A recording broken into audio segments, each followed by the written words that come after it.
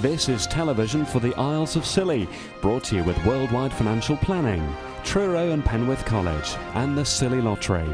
From Radio Scilly, this is scillytv.com.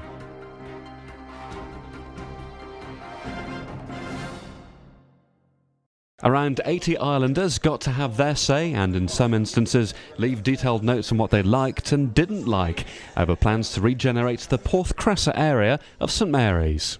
Attendees also got a chance to see a 3D display of the project. The demonstration showed what it would look like to walk along the Porthcressa front or fly above. But not everybody was that impressed with the images. Selena Thomas told Radio Scilly she thought it looked like something out of Tenerife. Islanders got to see plans for key worker housing. Key worker housing has been largely accepted, although people are a bit worried about the size and the height. We've had some comments about do we need key worker housing, but I think anybody who's living in a shed at the moment might think that that was a good idea. Refurbishing the Town Hall Square area. Trees will be planted there. Gordon Billsborough wasn't a fan. He thought too many parking spaces would be lost and there's got to be somewhere for people to park their vehicles. But all in all, the architects and project designers felt they were pleased with the response.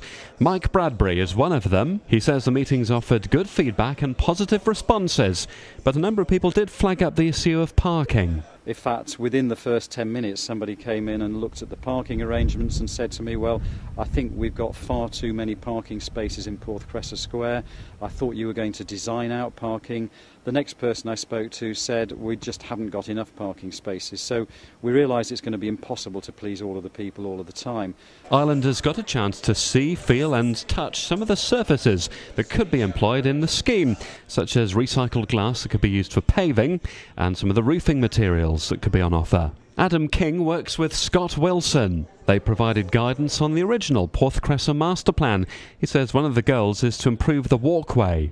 But what we are trying to do is make everything as robust as we can.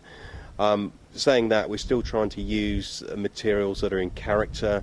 The rough-hewn granite walling is to stay, but instead of being bedded on sand or soil, it'll actually have a mortar backing. But you won't be able to see it, so it's using the same materials but in a more robust way.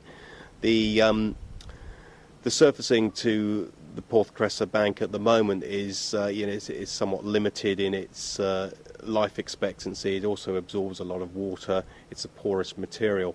Even in the height of summer, you have ponding within that material. So we're looking at using a exposed aggregate concrete. So the surface of the concrete is treated with a retarder, and the concrete material can be washed away, leaving the aggregate below. So it looks like a gravel surface, but is very robust.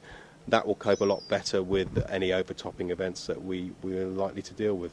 There was one area that a lot of people seem to agree on, according to Diana Mompoloki from the Town Hall. Obviously, the library's been universally hugged to people's chests.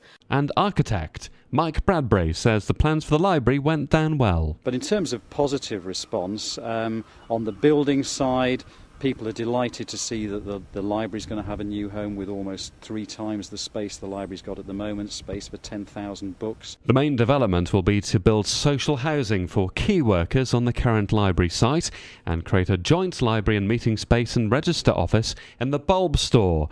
It will also result in the demolition of what's currently Katie's Garage. The plans propose landscaping of the seafront area, improved surfaces and an enhanced area around the Town Hall Square, as well as the replacement of the shelter on the beach with a cafe. One of the least popular parts of the proposals, a wind turbine to create electricity to power the lighting around the Porthcressa area. Some islanders felt the plans too modern and contemporary. George Kershaw said there was little regard for the immediate surrounding area, and any new development should fit in like it's been there for years. Plans to demolish the Porthcressa shelter and rebuild a cafe in its place have proved controversial. Diana Mompoloki says there were a variety of views expressed. It's been a mixed bag, really. Some have been against and some have been for the idea. So I think what we're keen to do is have everybody's ideas, everybody's views, and then we can put them together and look at the results and then make a decision.